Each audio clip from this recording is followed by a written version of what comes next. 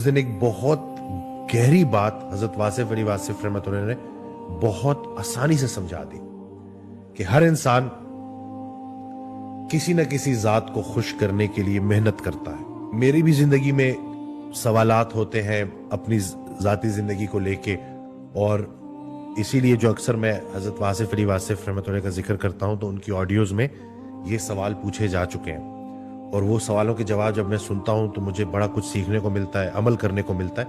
तो इसलिए मैं वो बातें आप तक लेके आता हूं। जैसे कि उस दिन एक बहुत बड़ी बात उन्होंने बड़ी आसानी से समझा दी कि हर इंसान किसी न किसी जात को खुश करने के लिए मेहनत करता है।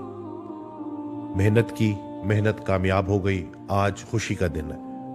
तो बताओ कि आज किसकी खुशी का दिन है? अगर तुम्हारी अपनी जात की खुशी का दिन है तो अना के मुसाफिर हो, और ये बड़ा खतरनाक है। अगर तो अल्लाह की खुशी का दिन है, अल्लाह के लिए मेहनत की थी, अल्लाह की रजा के लिए, तो तस्लीम और रजा के मुसाफिर हो, बहुत अच्छे मुसाफिर हो। तो हमने ये चीज समझनी है कि हमने इखलाकियात में इलाहियात को लेके आना है।